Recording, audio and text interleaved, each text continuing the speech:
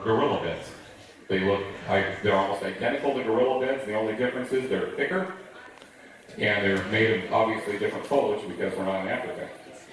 And so as he's looking at this bed, he notices another one. So in about 5 minutes, he discovers 5 of these beds, all in close proximity, right next to this tip out on a ridgeline, about 100 foot downhill right to a salmon stream that at this time of year was just overflowing with salmon. And so he came out of the woods and he called me. He knew I was into Bigfoot from the time when I landscaped his house. He'd seen our documentaries and whatnot.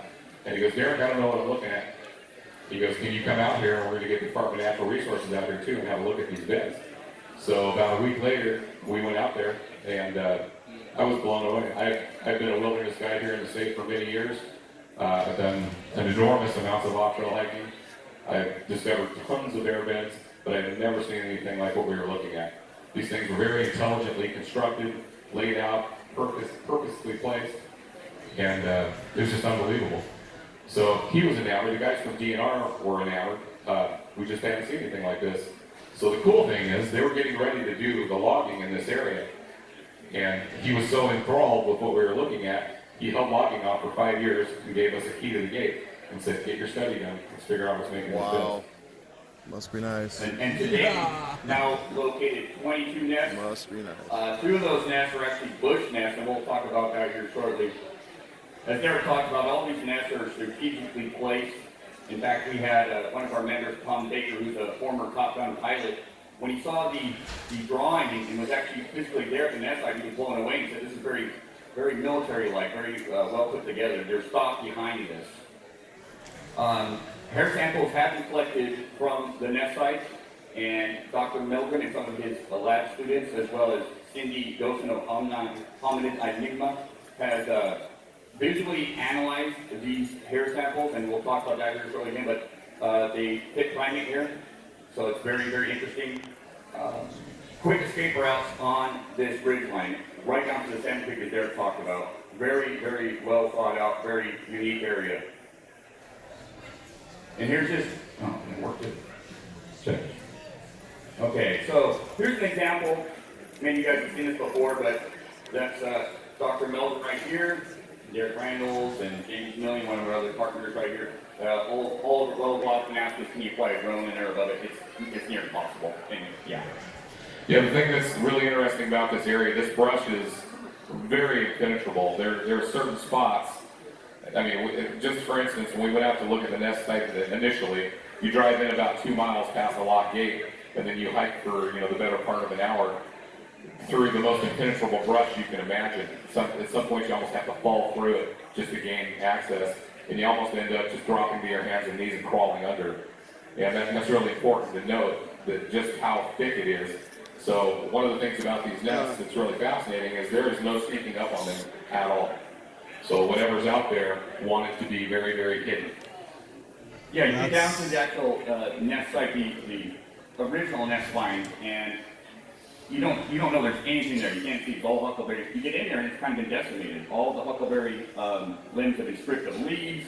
All the huckleberry tips have been snapped off. Now it's been years later and everything's grown back and nature's taken over. It's kind of amazing how nature takes over so quick. These nests will be completely gone here shortly, just with nature and weather. So here's some examples of the huckleberry snaps. Some of them were well over an inch in diameter. Very, very tough stuff to break. A lot of twists and breaks and snaps. No claw marks. It would, in my opinion and many others' opinion, it would take something with an pulse of the thumb to actually physically snap this stuff. Like I said, no teeth or claw marks on any of this stuff. Some of the huckleberry branches were peeled, and in some cases were twisted behind another branch.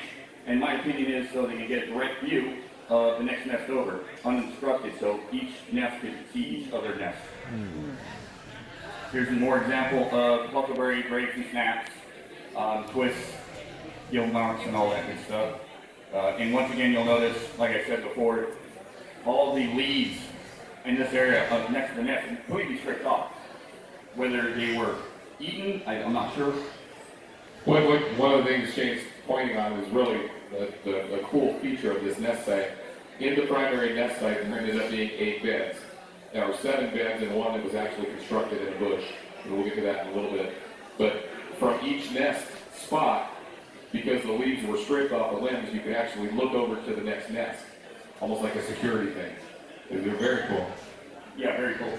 So we did a little bit of the groundwork. You got Cliff Berkman there on the left, and myself there over one of the other nests that's several years old, so it's no longer green, it's very much brown. Here's an example of one of the larger nests in the primary nest site. Yeah, this gives a great example of exactly what we were looking at. I mean, these things just stand out at you. They're all completely constructed with huckleberry boughs and huckleberry limbs. They're laid in very intelligently. And then at one point, when we were out doing DNA tests with Dr. Meldrum, we've drug him out there a few times, and he's a trooper, by the way, because this is a rough area. But at one point, when we actually deconstructed this nest, Dr. Meldrum noticed that there were sticks shoved down in on the rim, almost put in such a way to where it would start supporting the foliage as the foliage was put around and placed. Yeah, that was an eye-opener. Huckleberry boughs pushed in and the nest formulated around it. It was pretty profound. But as you can see, these look like mattresses. And when you lay down in one, and we didn't lay in all of them, obviously, because we took DNA testing, but there are a couple that we did try out. And it's just like laying down in a mattress. Incredibly comfortable and insulated off the ground. See, one of the reasons that gorillas build ground nests is to insulate them from the ground. And if you go, which we'll have some examples here of gorilla beds, but they're virtually identical, other than these are thicker. They're thicker to provide more insulation, and obviously we have more, a much colder climate here. And I wanted to point this out as an example here of the huckleberry leaves completely stripped off.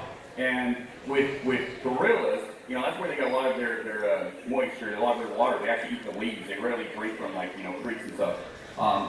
But also what gorillas do is they'll make their nests, usually next to creeks and stuff. And of course, these nests are just above a large salmon-bearing creek.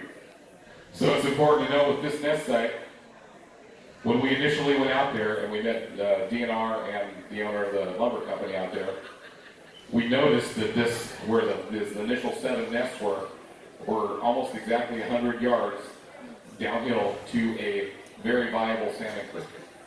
And that particular year, the salmon run up this creek was thick enough you could almost walk across the fish to get to the other side. So just a massive protein source. And as you'll see here, there's an illustration coming up that actually shows the initial nest site, just a hand-drawn illustration. But from each bed, there was an escape route right down to that river. And it's just the perfect place if a large primate wanted to go protein up on salmon, come back up and sleep. And there's no way that anything can sneak up on this site. So if you're thinking about, okay, where would a Sasquatch eat? Where would it sleep? This is the perfect storm. Coming up, we decided after 3 years to try to build a nest to see exactly what it took. And we filmed ourselves doing it. And we have that video here, and it really opened our eyes. It was amazing, number one, how long it took, and how far we had to travel from the nest we were building to gain enough foliage to transport back over, and fashion the nest. Once we did that activity, we were already blown away with this, but once we actually built one and saw what it took, it was just such an eye-opener because it is absolutely opposable thumb territory. This is not done by a deer and elk. A lot of the foliage had to be gathered up to 25 feet away, carried over, and then methodically placed.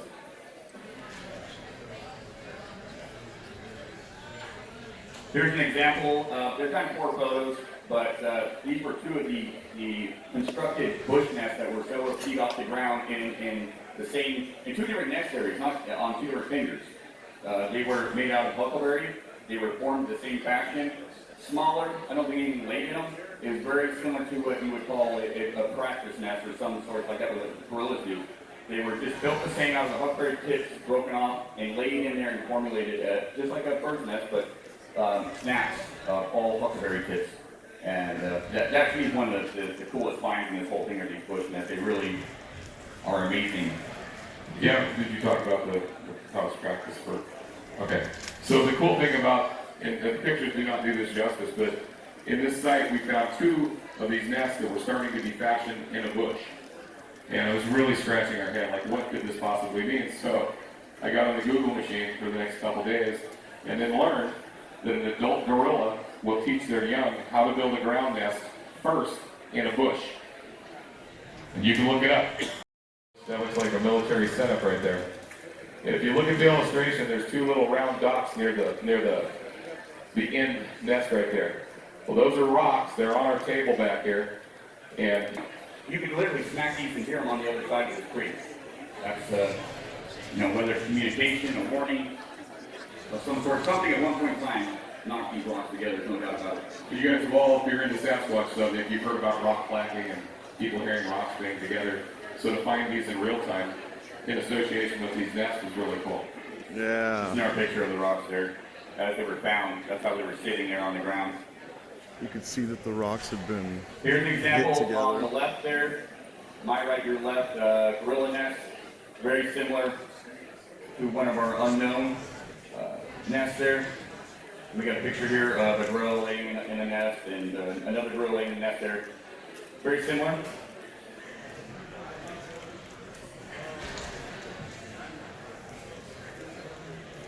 All right, now we get into the nest sample collection. Okay, so we are basically amateurs. We all have day jobs. We are not scientists. We don't claim to be. Most of us are not biologists either. So when we got to a certain spot on this nest study, we knew we had to bring in somebody that's qualified to do this. We had somebody that was willing to do the first round of DNA testing, and so we got the help of Dr. Jeff Meldrum, drug him out to the site, and had him actually collect the first round of DNA samples. And this type of DNA that we performed the first time is called eDNA, or environmental DNA. It's a new type of DNA work.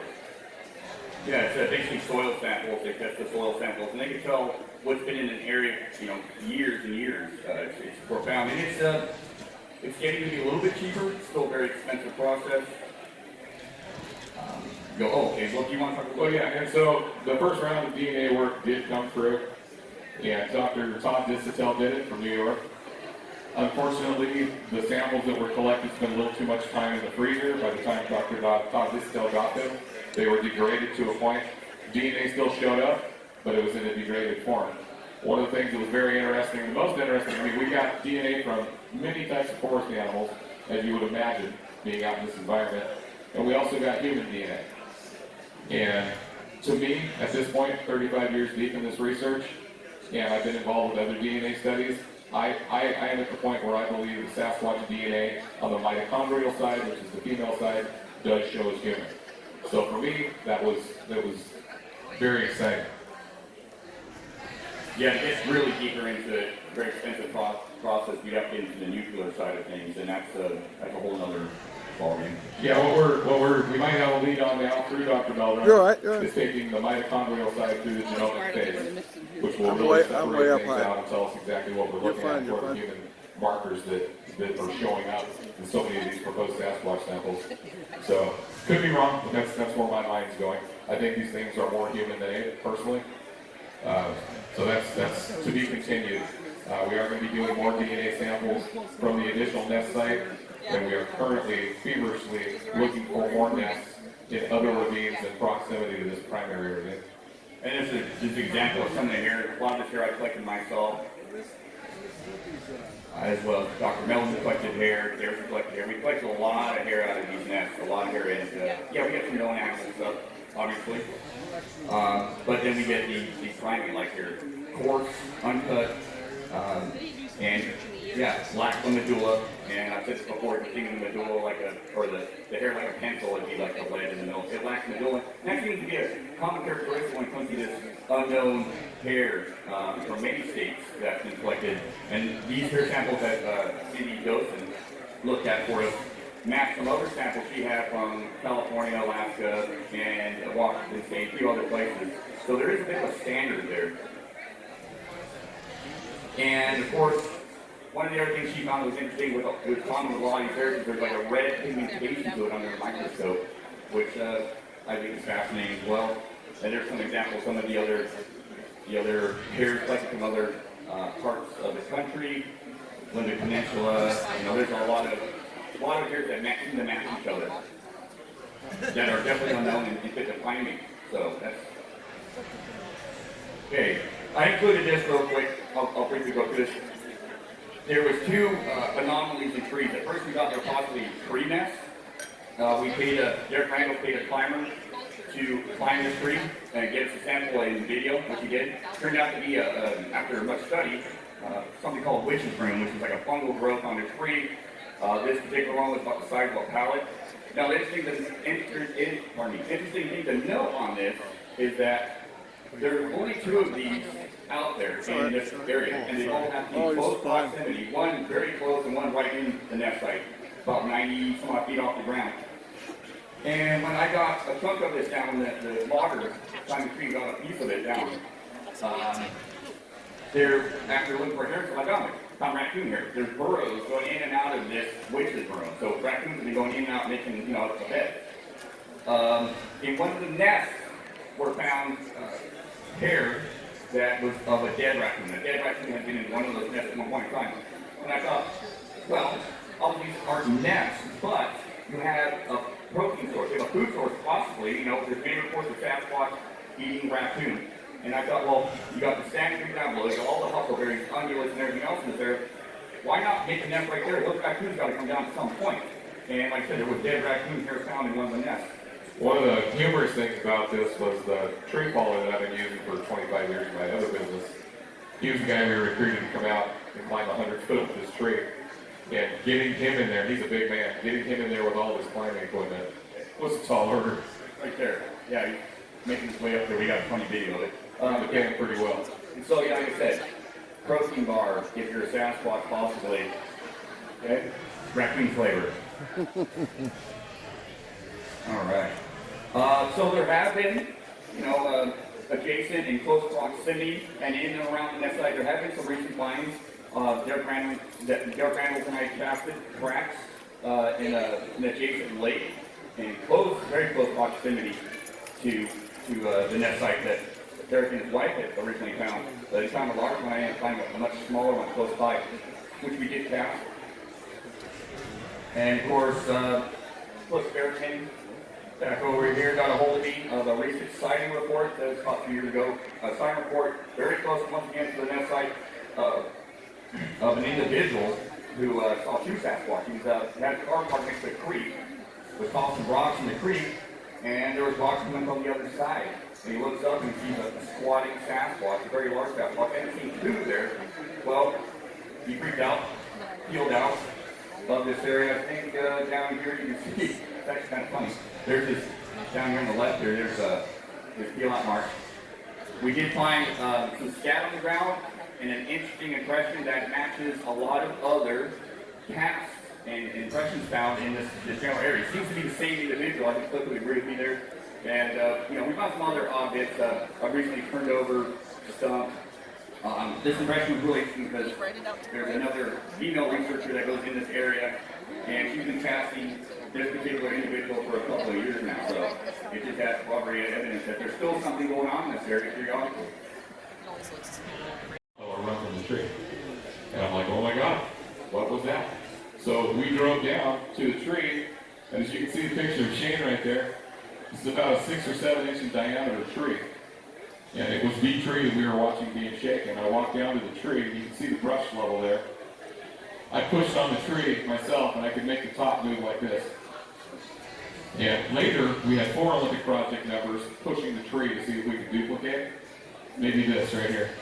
And when we saw whatever was pushing this tree, it was whipping. And there were no claw marks in the tree, no broken limbs, but bruising on the interior side where Shane's at. A bunch of bruising where sap was starting to accumulate near the surface. And then Tori, my wife, looks at me and she goes, I was almost up to my shoulders with brush. What her and I had seen run from the tree was probably a solid 3 feet above the brush line. And we didn't get any detail, but whatever was shaking this tree was vertical, and it was blonde, and it moved as quick as an Olympic athlete. It was unreal. So I started thinking about it. That was the 5th day in a row that I had entered that gate at the same time of day. And I don't know if this was some type of a show of dominance or get out of my area. Not sure, but we both saw it. I'm really glad she was there to see it as well.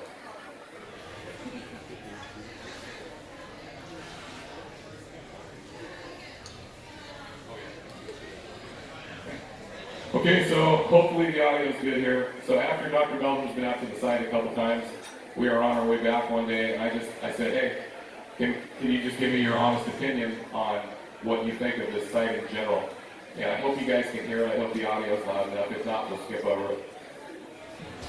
So, Dr. Meldrum, we've spent a couple days and went out and explored the nest, and we've done some DNA testing, or DNA sample gathering, and you got to see the site firsthand, and just curious on your honest opinion of what you saw out there.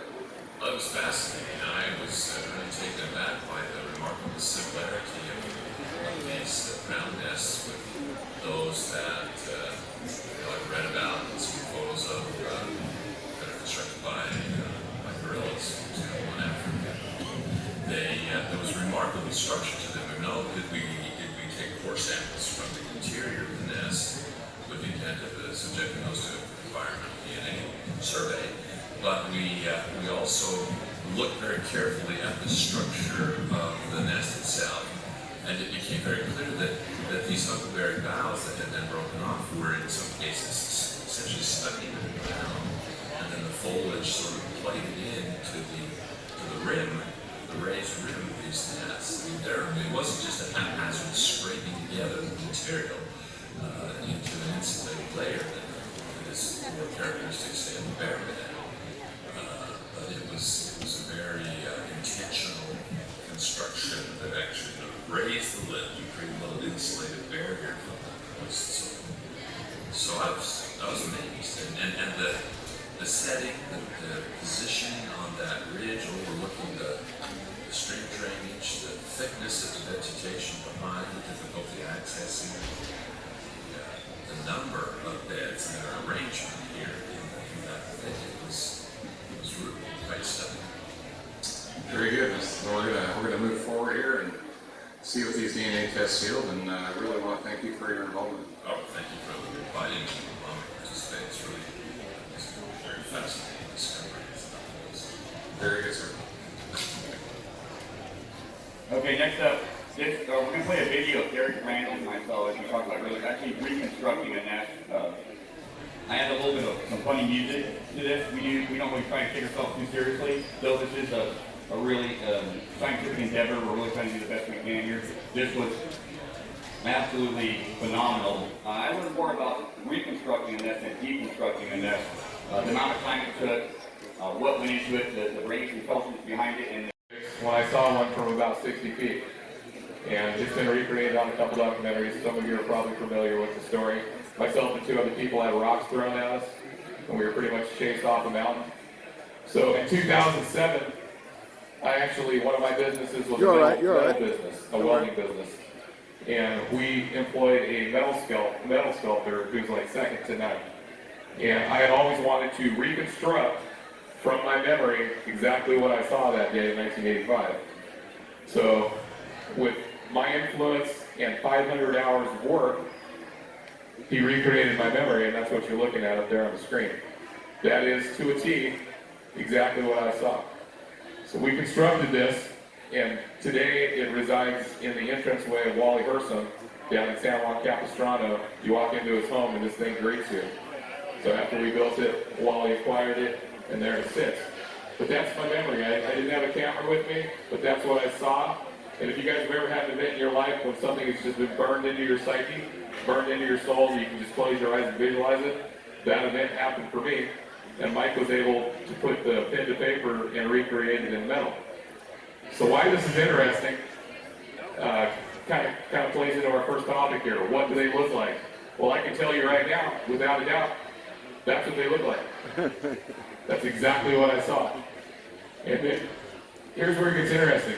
In 2013, 2014, we worked with a couple people, Sarah and John Brown from Oakville, not too far from here, a little bit north of here. They called us, we interacted with them, we gave them some equipment to work with. In one case, an over $20,000 handheld thermal recorder. And they went to work trying to get some footage about the activity they had on the property. And as they were doing this, they were lucky. They had one walk behind their property. And I don't know if you guys have seen this or not, but go ahead. yeah, we don't actually have the video here. So these are just Still shots coming up. still shots coming up here. And real quick, that's the figure on the right. Well, David Ellis of the England Project back there, David Ellis, amazing guy. That's in comparison, David Ellis was in the same spot. That's what David Ellis was like comparatively. Much smaller. David, how tall are you?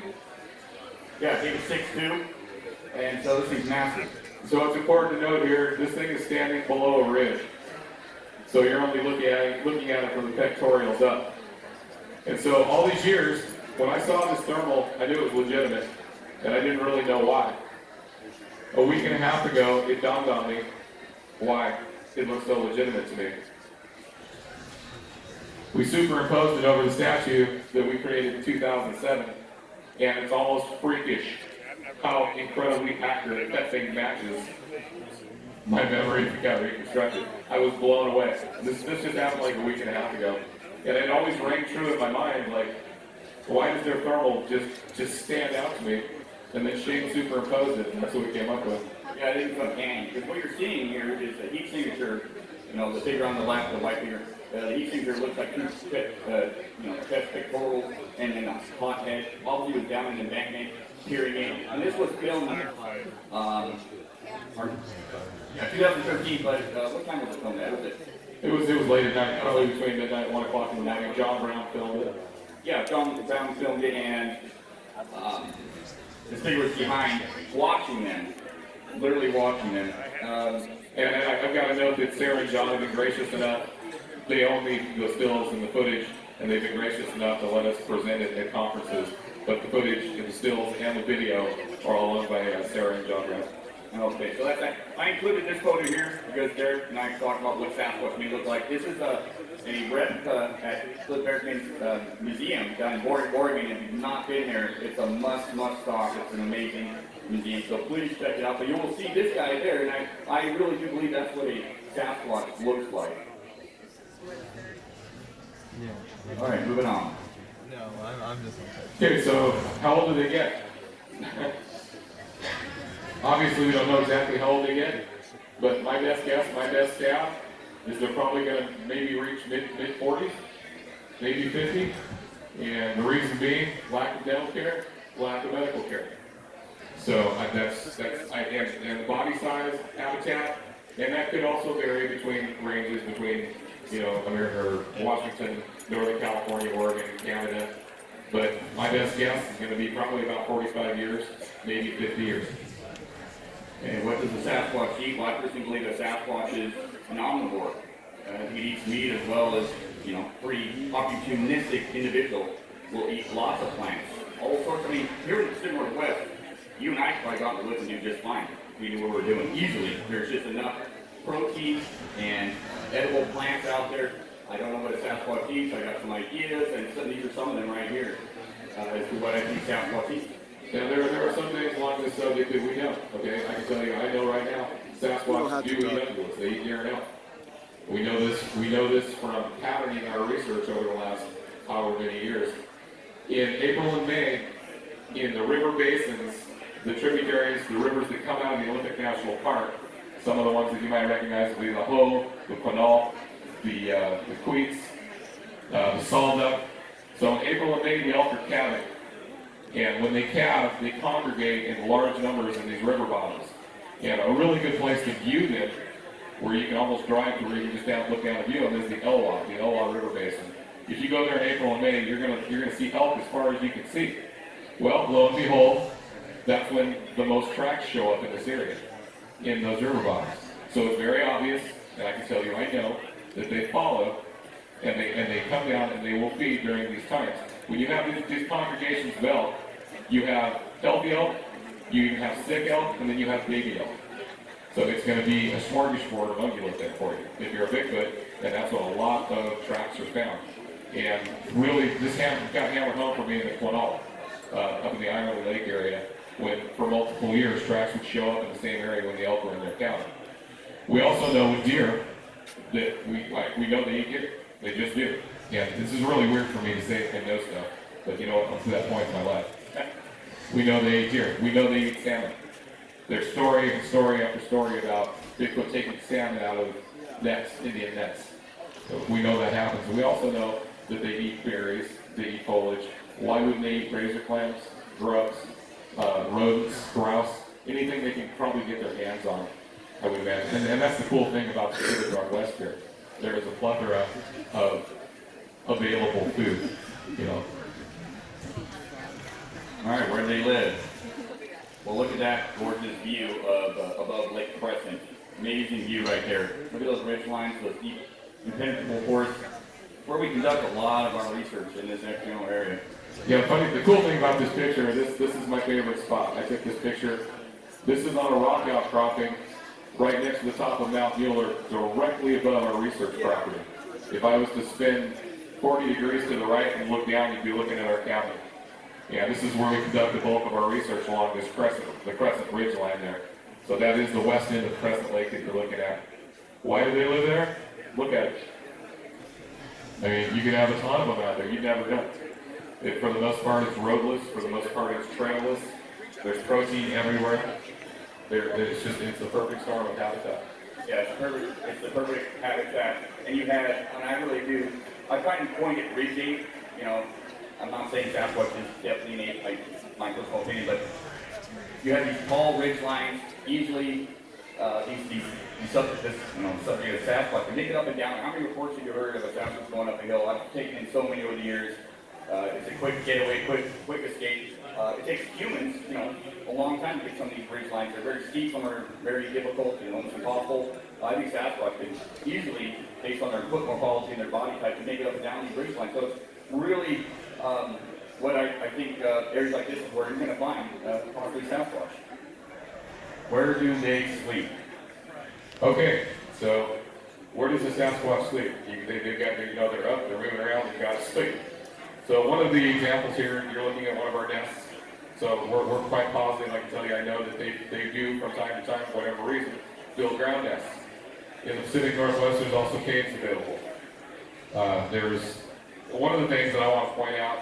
I'm a big game hunter as well, and the prey that I'm looking at most times sleeps in the most impenetrable, brushy forest pockets you can imagine. If there's any other hunters here, you know this.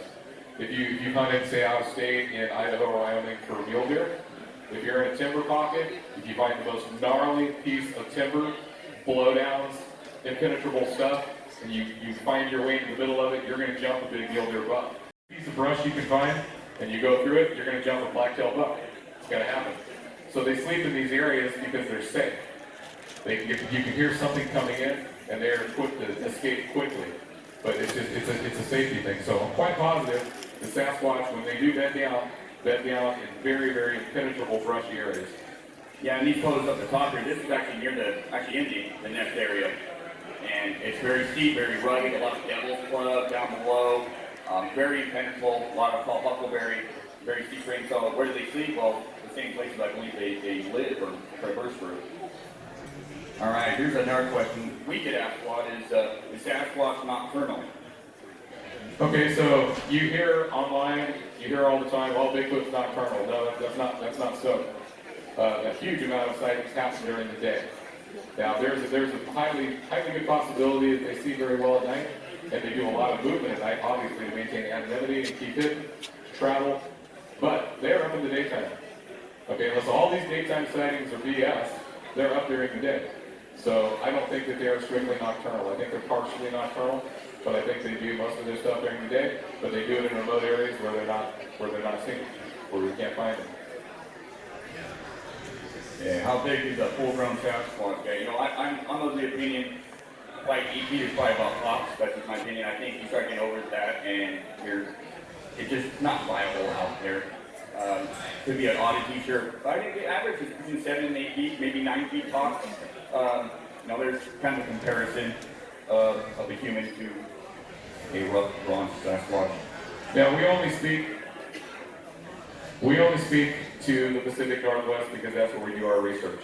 I get asked a lot about, what do you think about the skunk ape or the grassman, the Ohio grassman, all that stuff. Honestly, I have no clue at all. I don't have time to research it, and quite honestly, don't even care that much. We try to stay focused on the Pacific Northwest here. If you get yourself too diversified, you start going in too many different directions, and you can't concentrate on your prize. And our prize, we are not out to prove Bigfoot exists. That is absolutely not our mandate. We are a group of knowers We all know they exist. Everybody in the Olympic Project has been handpicked by myself, David Ellis, and Shane Corson. We're a group of knowers, and we're just not in the business of trying to prove this to the world. Honestly, I could care less. What I do care about is learning as much as we possibly can. So if one day they ever are proven, then we're going to have this data set, we're going to have this information that we can put forth to whatever governmental agency takes us over and say, here, hope this is useful. And really, that's our goal. That's our goal. That's why we're trying to learn what we're doing. So when we're speaking to size of the Sasquatch, this is determined by the sightings and the average of the sightings. Again, this is based in the Pacific Northwest. If you get farther up into British Columbia, Yukon Territory, Eastern Canada, they tend to be maybe a little bigger. And maybe that is simply because it's a more harsh environment, and for them to have survivability, they need to be bulkier, meatier, heavier, hairier, whatever. But in this range right here, in the Olympics and the Cascades, from Northern California, probably the top of Washington, the average sighting is between 7 and 8 feet tall. How many are there? What's the population? Very, very difficult to say. I don't think anybody can have an absolute accurate number. There's a lot of guesstimates there. We guesstimate what may possibly be in the Olympics. Jared, do you think what, 30? Yeah, I mean, everybody's close going to disagree with me on this, and most people completely disagree with me on this, but I think there's probably 30 or 40 in the Olympics. Now, I could be wrong, I'm not saying that definitively, but based on 35 years of doing this, talking to witnesses, working with them for 15 years straight, chasing sightings, tracking, to me, if there was a lot more than that, I think that one would have been hit by a lost truck, or one would have been taken down by a hunter or something like that. That coupled with a lot of times regionally, you'll find a track, and then you'll find the track of that same individual 40 miles away. So they obviously, they do a lot of movement. So it could be, I'm not gonna say I know this. My opinion is maybe 30 or 40 in the Olympics would be my best guess. Yeah, and, a lot of us get the question, how many Sasquatch would it take to sustain a population? I don't think it takes that much. I mean, your cross-river gorillas, your mountain gorillas, they don't need a huge population to survive. I don't think Sasquatch does either, especially if they get birthed every, like an orangutan, every 6 to 8 years. That's kind of my opinion. They don't get birthed often, it's very rare. And so I don't think they need a huge population. I'm not going to, I don't know what number that, what number could be out there. It's probably more than some things and less than some things. So. And I'm also and I could be dead wrong about this too, but I think they're kind of on their way out. I think in 1967, when the Patterson-Gimlin film was taken, I think there was quite a few more Sasquatch than there are now. You have no idea if they are going extinct. I have no idea why. But I just think that as time goes on, there's fewer and fewer. You want to preface this, Eric? Which one is this? Okay, so the next category is behavior and demeanor. Why does Bigfoot do what they do? Where are just for instance, well, I guess we'll cover that in a second. When a Bigfoot gets upset or it does things, what's that about? So there's a great example here, this video.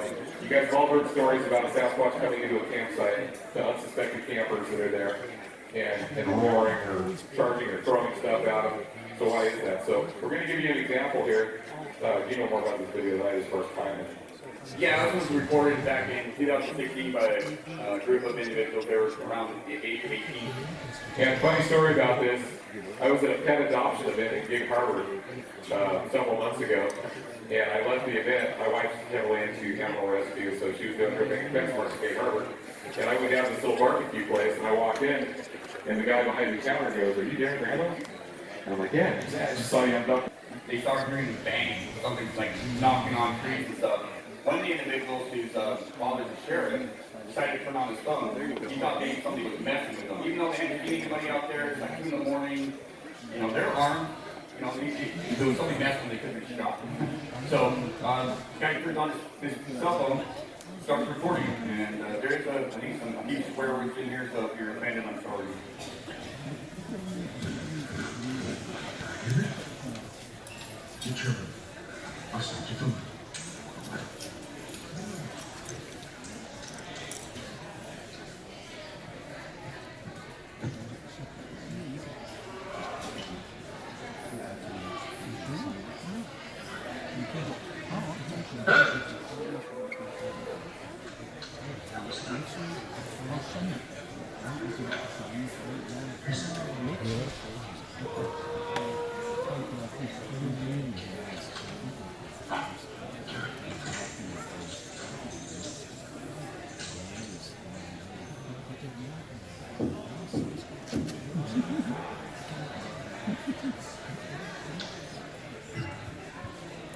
Everybody, keep in my truck. So these guys were sleeping, some were sleeping somewhere away from on a campfire, and they decided to get the heck out of there. And David Ellis has visually analyzed and looked at this. He believes there may have been two individuals making these vocals and possibly knocking. So, by visually looking at any by spectrogram. So it's not just by ear, it's also by sight. So very interesting piece of audio, but it goes with the behavior aspect. Yeah, so when you talk about behavior and demeanor, you know, why does a Bigfoot do what a Bigfoot does? One thing that a Bigfoot does, for sure, is they utilize intimidation to get you out of an area. And if there's anybody here, has anybody here had an encounter with something either growled at you, yelled at you, or thrown rocks at you? Yeah, there you go. Old softballs, but they were thrown 10 feet to the left of us, and then 10 feet to the right of us. Never directly at us. It's a type of intimidation. They're very good at it. I think they use it as their main tool. And one of the most amazing things is they know just how far, just how close to get to you to intimidate you without stepping out and revealing themselves. And to me, that's one of the most fascinating things about a Bigfoot. They know how far to push that envelope without actually stepping through the brush. Yeah, and we as humans are very predictable. My encounter in 2011 that solidified the existence of Sasquatch for me, I had all that happen basically. No vocals, but I had 3 feet deep, filming my tents on the ground, power knocks, like unbelievable power knocks. Stuff breaking, crashing around, scared the living bejeebies out of me at the time. It was a 2-night encounter too. Had a rock thrown. In fact, one of the rocks on that table are very similar in size to the rock that was thrown at my buddy's tent. There were 3 of us camping back in 2011 in a remote lake area. So it might be different for you, but it was very much intimidation. Even though it was a 2-night experience, and I got a reason, I thought why that happened and transpired. It was intimidation, beating on the trees, throwing rocks, smashing stuff. So I think it's always about intimidation, really. Like I said, one of those rocks on the table is very similar to the size of the rock thrown at my buddy's tent. It was coming through the trees and landed right next to his tent. Didn't hit his tent, very close, but didn't hit his tent. And I think Sasquatch actually carries rocks around with them a lot. I think a lot of your tree knocks are rocks on a tree, a lot of them, because rocks don't tend to break as much. Or a palm on a tree, massive hands, right? But rocks are, you go to the Northwest, most of your links when are moist, wet. You try to eat a tree as hard as I've heard in the past, it's going to break apart, no doubt about it. But if you grab a softball-sized rock and you stand next to a tree that's 15 inches in diameter and you smack it, there's a knock right there. And the rocks are really readily found. So I'm ashamed. I believe the majority of knocks are rock on tree. David Ellis back here actually can make a sound popping his hands with his mouth.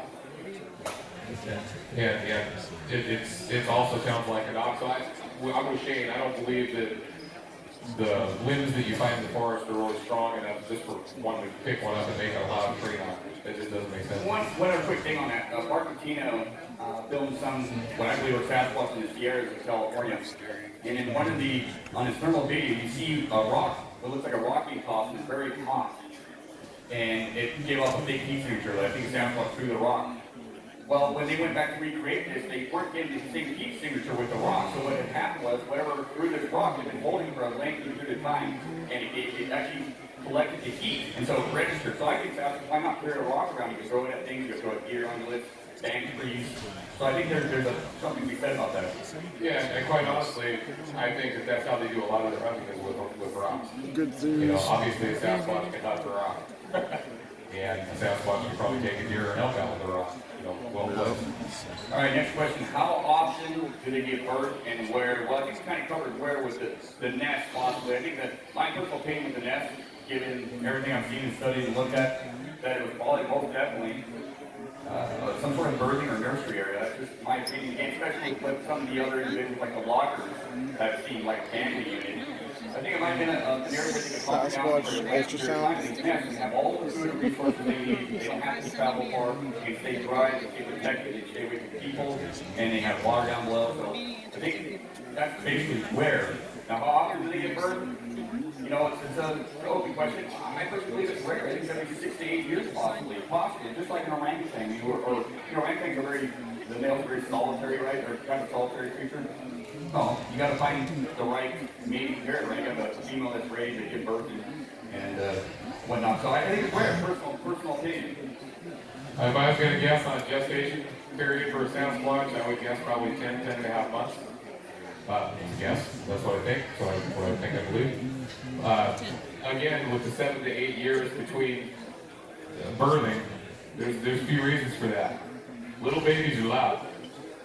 And if you guys, everybody that's had kids, you know the quickest way to quiet a baby is to hook the baby up, let it eat. So I believe that they breastfeed considerably longer than a human, because that's a way to keep the child calm, keep the child quiet. And I think if they were to have offspring every year or two, I think it would absolutely be detrimental to their anonymity, to their staying hidden. So they will probably only have children every 7 to 8 years, I would guess. All right, what kind of sound? We kind of carved out a little bit. What kind of vocalizations do they make? Those are the two rocks on the table that have the spore marks that we discussed earlier. I think they do feed on trees. I think a lot of it's mechanical, as David Ellis will tell you. Looking at stuff visually, a lot of it's mechanical. It's a chest flap, or a clap of the hands, or a mouth pop. How many times have you heard over the years someone heard, a mouth pop, something like that? I've heard it in the woods myself. I think they're capable of doing that stuff. So a lot of it's mechanical, and then, they use tools. I think, not in the sense that they use tools, but they use rocks and lenses to make sounds and vocalizations. The vocalizations that David Ellis displayed earlier is profound. Huge library of sounds that he visually looks at through a spectrograph. Maybe we can get David Ellis up here next year to explain it. He's got an amazing amount of sounds. Knocking, what you hear about all the time. You see it on TV, and you probably, when you're out in the woods, I'm sure most of you that are in this subject have been witness to knocks happening. To me, that's a no-brainer. A knock is there are humans around. Can't tell you how many times I've been out in the woods in our research areas and other areas over the last 35 years. You'll enter an area, crack, crack. So to me, it's bloody obvious. A knock is human presence. Be aware. And then they do elongated screams and howls and grunts. And again, these are our opinions. But the grunts, more of a territorial thing. Elongated howls, probably a location thing. They whoop, which I think are communication between them. But the one that I'm really, really standing on is knocking. I'm quite positive at this point in my life, knocking is just human presence. They're here. All right. Why are so many Sasquatch seen on the road? Why are there so many because that's where people are. roadside crossings? I mean, that's the number one sighting. We have, actually, if you guys are familiar with SquatchMetrics, he's actually here. But SquatchMetrics has collected a lot of data. He's a go-to guy. He works, with the Land Project and a multitude of other individuals. Amazing guy, data collector. Well, the number one sighting, even to his data, is roadside crossings. Well, why is that? Why does Sasquatch cross the road? I personally believe, after investigating this for so many years and seeing and talking with witnesses and reading up on the subject matter, that the high probability is that Sasquatch is very opportunistic and look for roadkill. So many reports, see about the Clackamas stuff here in Oregon and Washington. Sasquatch is seen either next to the road with a carcass or hunkered down next to the road eating a carcass. I think, probably perusing the roadways looking for roadkill. I took a cross-country trip several years ago to Kentucky. And as I was driving, I was noticing just, the amount of roadkill. And the number one roadkill I saw was raccoons. Raccoons all over the coast. Every freaking mile in some states like Montana and Wyoming, there was raccoon after raccoon after raccoon. Sometimes there was deer, sometimes there was coyotes, sometimes there was possums. There's just such an easy amount of protein on there that something collects. If it's an omnivore, that it makes perfect sense to me that that's why Sasquatch crossing roads or perusing the roads. I don't think they're generally jumping out in front of cars to go, hey, I'm going to scare somebody. I think it's got a lot to do with roadkill. Not everything, but a lot to do with roadkill. And it'd be really cool to test this theory for you researchers that are in the crowd when you're going to investigate a roadside cross or a road crossing. If it's a credible sighting, take your time and look in that vicinity and see if there's any roadkill. So I honestly, Shane brought this up a couple months ago, and it absolutely makes perfect sense to me. That would probably be the number one reason that you would see one from the road if you're looking for a free meal. And on the other side of that, these vast tracts of wilderness out here are all carved by roads, and they do need to get to the other side, just like the chicken. They got to get to the other side of the road. But I think roadkill, I'm with Shane on that 100%. I think that's the main reason that the majority of sightings are along roads. It's good theory. And the number one, this is through SquatchMetrics data, the number one time or time of day or night to see a Sasquatch, given the data, is 2 p.m. in the afternoon. Just looking at the data, not visiting with you, just looking at the data. 2 p.m. in the afternoon is the number one time that Sasquatch are seen. And just, it was funny, I was doing a presentation up at the Sasquatch Summit, and I had a wildlife photographer come up to me, and she goes, I had a sighting, in Forks, just brand new sighting just happened. Wildlife photographer came across the road, no mistake what she saw. And I kind of joking to her, I said, was it around 2 p.m.? She goes, John, how do you know? I'm going to talk about this later, because basically it's SquatchMetrics data. 2 p.m. is the number one. Why? I don't know. But it's very, very interesting data there. Hey, why do we see them at campsites when camping? Okay, this one again. I've thought this for years. You hear so many reports of seeing Bigfoot outside your camp. The unsuspecting campers partying, listening to music, drinking beer, they'll see a Bigfoot. To me, this is a no-brainer. We are probably their only, or one of their only, main sources of entertainment. Think about it. I mean, if you're out there, if you live out there all the time, and then here come these hairless humans with all of our gadgets and our goofy stuff, and glued to our smartphones, playing music and making noises, it's got to be entertaining to watch us. And one thing that really kind of rings out to me on this, we've done some experiments with the Olympic project, with customers on our expedition, and some of those researchers, to where we'll be in the woods very silent, and then they will walk by. And it is absolutely unbelievable. If you're in the woods and you're silent, or if you're hunting, and a group of humans walks by, they might as well announce it on a buglehorn. People are so loud. And it's just and you're like, oh my God, do I sound like that when I walk around? It's just so loud. And then you're curious, you want to look at it. What are they doing? Where are they going? And I think it's just very obvious that we are probably their main source of entertainment. I would imagine they have a sense of humor. And we probably give them a lot of stuff to laugh at as well. How far do they travel, or do they migrate? So, I personally don't believe Sasquatch migrates or needs to migrate. I think it's more transitory. I think it's more elevation to elevation. And they can move from inland to coast, especially up on the peninsula, really quick, and get out of the harsh environments, and the snow level get down really quick. So I think it's more transitory. I don't think they need to migrate.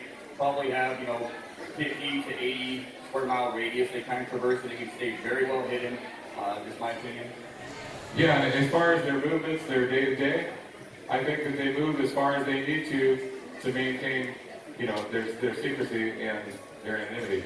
I think that they use the terrain and they use whatever unit or area that they're in, and I think that they move rapidly just to stay hidden, and also to follow food sources and to use the resources that are around. But I don't think they stay in any one area for very long at all. If you think of it like a military unit, in guerrilla warfare in the jungle, they don't stay because they become a target and they become noticed, so they're always on the move. And I'm quite positive that's what a clan or a group of Sasquatch do as well. What do they do with their dead? Yeah, and this is one that don't really have a great opinion here. Kind of opinion that who knows. We're asked all the time, do you think they bury their dead? Me personally, I think if they're around one when it expires, I think there's a good chance they do bury their dead. Don't know. Most animals in the Olympics and in the Cascades, if they know they're dying, they will crawl down to the deepest, darkest ravine or pocket or drainage under the worst brush right along the creek bed to expire. We're short on time, so we're going to have to kind of scoot through these. Why are so few tracks found? I just think a lot of times the ground's not conducive. I don't think, Sasquatch is, I think they're purposely trying to avoid making their tracks noticed, so they will move accordingly. And we do find impressions a lot of times. Sometimes it's just one, and people go, "Well, we only found one." Well, a lot of times they move off the trail. Then a lot of times you don't know what you're looking at. What if a Sasquatch does this and then kneels down and crawls? Are you looking for comprints or knee prints? No, they probably look like scuff marks. Just my opinion again, but I do believe that there are tracks being found out there. They're just very rare, and you know, only if you have some keen eyes, you got to know what you're looking for, and you got to, you know, kind of let it draw. You got to take the Sasquatch with a track, and I think they're just that rare. And with their intelligence level, it's a no-brainer. If they're self-aware they're on tracks, they probably avoid leaving them at all costs as much as they can. Is logging detrimental to Sasquatch? Okay, this one is, I've actually got a lot of arguments over this subject. But here's the deal. A lot of people say, okay, you're doing all this logging, it's got to be hurting the Sasquatch, it's got to be detrimental to their species, blah, blah, blah, blah, blah. I completely, 100% disagree. Like as we covered earlier in this, we know that Bigfoot eats ungulates. They eat deer, they eat elk. When you come into an area that has a very thick canopy, old growth forest or whatever, there's very little vegetation below that canopy. There's not a lot of food sources. Okay, there's actually limited animals in an old growth canopy that would be a good food source for a Sasquatch. But when you come in and you log a unit, you allow the sunlight to come in and all that foliage comes back in great abundance. And the ungulates, they move to the clear cuts. That's why so many hunters hunt in clear cuts, because that's in the morning hours and the hours just before dark. That's where you're hunting, that's where you're looking for deer and elk, because they're out there eating. Well, it only stands to reason that these clear cuts and this reforestation and new growth enhances ungulate life. Bigfoot eats ungulates. So do I think logging is bad for Bigfoot? Maybe in mass success, but in general, no. I think it actually helps them. And the same thing with power lines. Sasquatch are often seen around power lines, clear cuts, sometimes in graveyards. People go, oh, it's paranormal. No. Graveyards are maintained with a lot of grass and flowers there. Up where I live, the deer hang around the graveyard because they eat the green grass. It's a no-brainer. You got sunlight penetration, you got grass, ungulates and stuff in these areas. That's why they're seen there, and I agree with Derek on the logging. The other than their existence, what are the strangest things about Sasquatch? To me, I think I covered this a little earlier. There's two things that stick out in my brain. Number one is they absolutely know, they know to avoid us. Why is that? We are dangerous. We're look, yeah. Look at our politicians right now, set it up.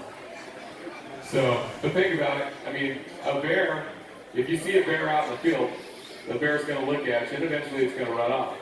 One time when I was driving from here to Alaska, I was on the Alcan Highway, somewhere in the Yukon Territory, and I just crossed this little bridge, and I looked over, and there was this massive record-book bull moose standing there staring at me at about 80 yards. And I stopped and I looked at it for 20 minutes. I was just awestruck. That moose knew that he wasn't going to let me get close, but he also didn't care that I stayed my distance and watched him. Okay, Bigfoot is exactly opposite of that. Why?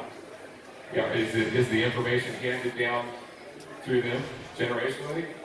I don't know. But they have, for whatever reason, this amazing sense of staying away from us. And they also seem to know, in most cases, what a firearm is. Can't explain that, but they seem to know. But they have this, I think it's one of their most strong instincts is to avoid humans. And that to me is very perplexing. Another one that just blows my mind, I covered it a little bit earlier, they have the most uncanny ability of getting very close to you without revealing themselves. Yeah, some people will look at it as paranormal. I don't. I just think they're that good. I think they're like forest ninjas. I think they're super, super good. What exactly are they? Covered this a little bit too, and again, this is a stab in the dark, but it's what I think. I think they're at least half or more human, in my opinion. I think that their intelligence level just dictates that to me. I think if this was a type of gorilla or an ancestor of Gigantopithecus, I think this game would have been over many, many, many years ago. Their intelligence level is much too high. So I think they're actually, in my opinion, I think they're closer to us than most people. What will the world look like post-species verification? If it ever happens, I don't think we permit to get it to hunt Sasquatch, but maybe hunters will want to go out there, or people want to go out and shoot them. That's a possibility. There's actual recruits out there trying to do that now. Good luck, but they're trying to do it. People's minds will be just, can you imagine science when it's absolutely floored? They ridicule this, they laugh at this. As a whole, it's going to completely rock a lot of people's worlds, rock science. And some people even question religion, religious. They're going to question a lot of things. The Bible, cordon off, and you won't be able to get into a lot of forest areas because they're going to want to learn about these things, and they don't know anything about them, so they're going to want to shut down your access to woods and forests. I mean, that's just almost a certainty. Yeah, to me, it's frightening. Species verification. One of the reasons we have no interest in making that happen is because it's going to be turned over to the government at that point, and you guys all know where that's probably going to go. So I think that it would look like an area where a whole bunch more timber tracks are the access is not going to be granted anymore like it is now. And it's already getting to the point where so many roads are gated. You know, these timber companies, their gated roads and restricted access. You have to get reservations to hike up to places in the Olympics months beforehand. I shudder to think about what it's going to look like once the government accepts it and takes it over. So again, that's one of the main reasons we're not looking to prove anything. We're just trying to learn and provide intelligent information if it ever does happen, such as like the logging thing. You know, because the first thing you're going to do is, stop logging. Back when the loggers, like in the 80s and early 90s, if you worked for a logging company here in the Pacific Northwest and you saw Sasquatch, you better not tell anybody or you're going to get in trouble with your boss. Because everybody just assumed that logging would be detrimental to Sasquatch. But in fact, it's not. It's just not. But if the government takes it over, I think it's going to be an S show, for sure.